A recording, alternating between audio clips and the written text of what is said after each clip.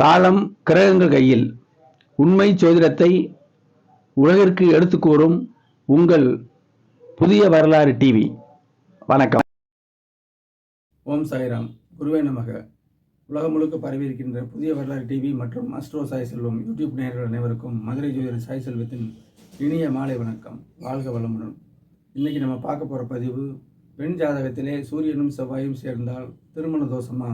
அப்படித்தான் நிறைய இடத்துல ஒரே வார்த்தையில் பதில் சொல்கிறாங்க. திருமண பொறுத்த நம்ம சரியாக பார்த்து விட்டாலுமே சூரியன் செவ்வாய் சேர்ந்து விட்டாலே இது தோஷம்னு தமிழ்நாட்டில் மிகப்பெரிய ஜோதிடர்கள் கூட அப்படி சொல்லிடுறாங்க. ஆனால் அது ஒரு வார்த்தையில் பதில் சொல்லக்கூடாது, அது பெரிய தவறாகும்.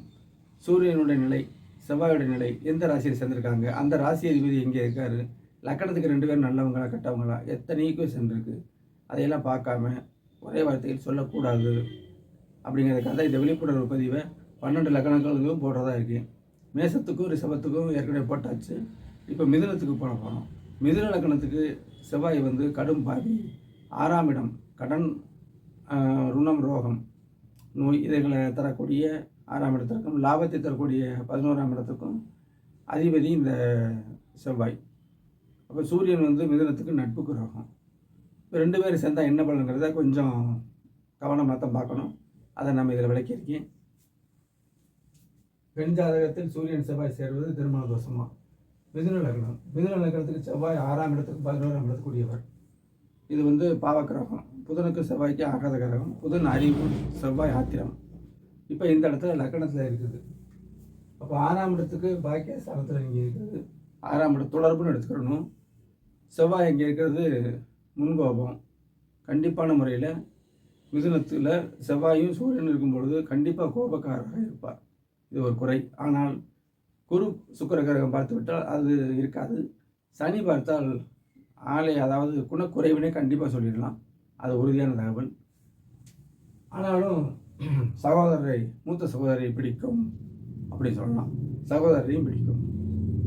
சூரியன் இருக்கிற தலைமை பண்பு இருக்கும். இப்படி பல விஷயங்கள் இருக்குது. பொதுவாக குரு பார்த்துட்டால் நன்மை, சனி பார்த்துட்டால் தீமை, ராகு சேர்ந்தால் தீமை அப்படின்னு எடுத்துக்கிறோங்க எல்லாத்தையுமே.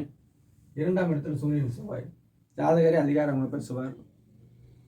அதே மாதிரி மனைவியுமே 2ஆம் இடம் குடும்ப அமைப்புன்னு வரும்போது மனைவியுமே அந்த அதிகாரமிக்கவராக வரலாம். வருமானம், அந்த செவ்வாய் அங்கே இருந்து சூரியனும் அங்கே இருந்தால் 6ஆம் அதிபதி 2ல் இருக்கார் அப்படின்னு கண் நோய்கள் வரலாம், கண்ணாடி படக்கூடிய அமைப்புகள் வரும். அதை ஜாதகத்தை பற்றி வச்சுக்கிறணும். குரு பார்த்தா நன்மை, சனி பார்த்தா கெடுதல்.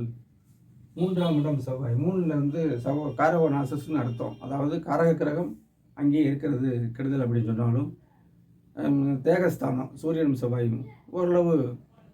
சூரியன் உயரம் கம்மி, செவ்வாய் வளர்த்தி, அப்போ நடுத்தர அமைப்பாக இருப்பார். அது போகஸ்தானம். செவ்வாய் இருப்பது கொஞ்சம் வீரியமாக இருக்கும், முயற்சிகள் நன்ற தீவிரமாக இருக்கும். சனி பார்த்தால் அத்தனையும் போச்சு. குரு பார்த்தால் நன்மை. 4ஆம் இடம் சூரியன் செவ்வாய், 4ஆம் இடம் சுகஸ்தானம். சுகஸ்தானத்தில் பாவக்கிரகங்கள் இருக்கக்கூடாது. செவ்வாய் சூரியன்னா உஷ்ணமான அமைப்புகள், உஷ்ண தேகங்கள் கண்டிப்பாக இருக்கும். தாய் அதிகாரமாக இருப்பார். கல்வி அந்த செவ்வாய் இந்த துறையில் உள்ள மருத்துவம், ரியல் எஸ்டேட், இந்த மருத்துவம், இன்ஜினியரிங் போன்ற அமைப்பு இருக்கும். குரு பார்த்தால் அந்த மாதிரி அமைப்பு இருக்கும். சுபத்தன்மை, பாவத்தன்மையாக இருந்தால் அது இருக்காது. 4ஆம் இடம் பாதிக்கப்படும்.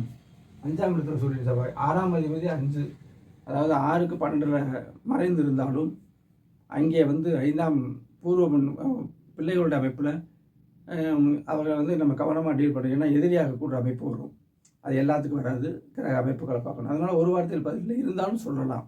5ஆம் இடத்துல சூரியன் செவ்வாய், சிந்தனை பூராமே பூர்வ புண்ணிய ஸ்தானத்தில் பாவக்கிரகங்கள் கூடாதுங்க. அதே மாதிரி 1, 5, 9 இந்த மாதிரி திரிகோண ஸ்தானங்களில் பாவக்கிரகங்கள் இருக்கவே கூடாது. இருந்தால் சுபக்கிரகங்கள் பார்வை இருக்க வேண்டும் அப்படிங்கிறத புரிஞ்சுக்கணும். 5ங்கிறது சிந்தனை ஸ்தானம். அங்கே இது இருக்கிறது தவறு. 5ஆம் இடத்துல சூரியன் செவ்வாய் இருக்கக்கூடாது. அதாவது ஆண் வாரிசுக்கு தடை அப்படின்லாம் வரும்.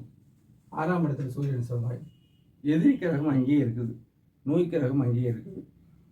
வியாழன் எதுவும் பார்த்து விட்டால் நல்ல வேலை அமையும், 6ஆம் பாவம், இல்லைன்னா நோய் தாக்கும் அப்படின்னு சொல்லிட முடியாது. நம்ம எல்லாத்தையுமே பார்க்கணும். அந்த தசை வரணும், நல்லதாக கெடுத்துடும். அடுத்து 7ஆம் பாவத்தில் சூரியன் செவ்வாய், 6ஆம் அதிபதி 7ல் இருக்கார் அப்படின்னு அர்த்தம். அப்போ மனைவி கொஞ்சம் எதிர்த்தன்மையாக இருக்கிற மாதிரி இருக்கும். சுக்கிரனுடைய நிலையை வைத்து சொல்லணும். அப்படியே வந்தாலும் நம்ம அனுசரித்து போகக்கூடிய அமைப்பு இருக்கும். 7ஆம் இடத்தில் சூரியன் செவ்வாய் இருக்கிறது நண்பர்கள், மனைவி இந்த மாதிரி நமக்கு அதிகாரமிக்கவர்களாகத்தான் அமைவார்கள். 8ல் சூரியன் செவ்வாய், உச்சம் செவ்வாய் இங்கே. இப்போ 8ஆம் இடத்துல செவ்வாய் உச்சமாக இருக்கிறது வந்து பாவத்தன்மையாக இருந்தால் அடிபடுதல், ஆரோக்கிய கேடுகள் எல்லாமே ஏற்படும். 6ஆம் அதிபதி 8ல் மறைந்து 8க்கு போனால் நல்லதுன்னு ஏற்கனவே சொல்லி வச்சுருக்காங்க. அது தவறு. 6ஆம் அதிபதி 8ல் வர்றது கடும் தோஷம். அப்போ இந்த 6ஆம் இது நோய் ஸ்தானாதிபதி ஆரோக்கியத்தில் இருக்காருன்னு அர்த்தம். கெடுதல் தான். நல்ல கிரகங்கள் பார்த்தா நல்லது, தீய கிரகங்கள் பார்த்துச்சுன்னா கெடுதல். 8ஆம் இடம் வெளியில் போய் செய்யக்கூடிய அமைப்பு இருக்கும். 8ஆம் இடத்துல வந்து வெளியில் சென்று அடிபடுதல், மேலிருந்து கீழே விழுது, இந்த மாதிரி பலன்கள்லாம் வரும். சுபக்கிரகங்கள் பார்க்குதாங்க நம்ம ஜாதகத்தை ஆராயணும். 9ஆம் இடத்துல சூரியன் செவ்வாய் காரகோணாசஸ் இல்லை இங்கே, ஏன்னா செவ்வாய் கூட இருக்காரு. இப்போ 6ஆம் அதிபதி 9 இருந்தால் தந்தையோட விரோதம் அப்படின்னு ஒரு வார்த்தை சொல்லக்கூடாது. அப்போ சூரியனுடைய 9ஆம் அதிபதி அந்த சனியுடைய நிலையை வைத்து நம்ம சொல்லணும். சுபக்கிரகங்கள் பார்த்து விட்டால் கெடுதலில் சனி இருந்தால் இந்த பாவத்தன்மை கூடும். 10ல் வந்து சூரியன் செவ்வாய் திக்பலம் வந்து நல்லது தான். அரசு அமைப்புகளுக்கு நெஞ்சுறுதி எல்லாமே ஏற்படும். ஆனால் 2 சுபகிரகங்களுக்கு 2 கிரகங்கள் திக்பலம் பெறுவது அதிகமான பலம் ஏற்பட்டால் அது கெடுதல்ங்கிற அமைப்பில் சூரியனும் செவ்வாயும் தான் அங்கே இருக்கணும். அதை நம்ம பார்த்துக்கணும். அப்போ சனியோட நிலையை வைத்து நம்ம சொல்லணும். தொழில் அந்த ரியல் எஸ்டேட் போன்ற அமைப்புகளில் வரலாம், சூரியன் மெயின்டெனன்ஸ் இந்த மாதிரி அமைப்புகளில் வரலாம். ஆனால் திக்பலம் 2மே அடையக்கூடாதுங்க. அது கவனமான பார்த்துக்கணும். 11ல் சூரியன் செவ்வாய் 11 வந்து மூத்த சகோதரம்.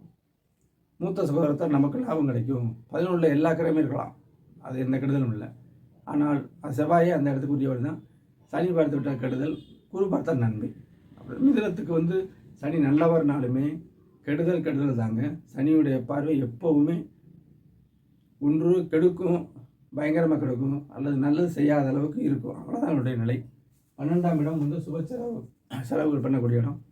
அங்கே வந்து கடுமையான இந்த பாவக்கிரகங்கள் 6ஆம் அதிபதி 12ல் இருந்தால் தூக்கம் கெடும், வியாதிக்காக செலவழிக்கக்கூடிய தன்மைகள்லாம் வரும். ஆனால் ஒரு வார்த்தை இருப்பதில்லை. சனி பார்த்தால் கெடுதல், குரு பார்த்தால் நன்மைங்க. இப்படி தான் நம்ம புரிஞ்சுக்கணும்.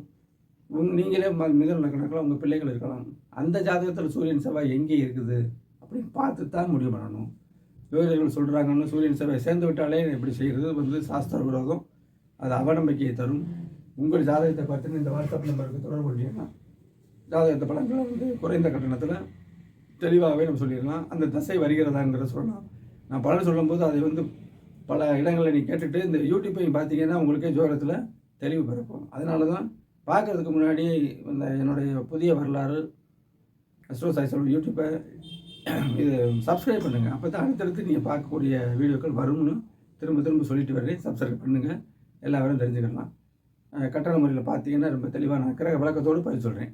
நாளைக்கு பயனுள்ள வீடியோவில் சந்திப்போம். அதுவரை வணக்கம் கூறி விடைபெறுவது ஜோதிஷாச்சாரியா ஜோதிஷ பானு, மதுரை சாய் செல்வம். நன்றி.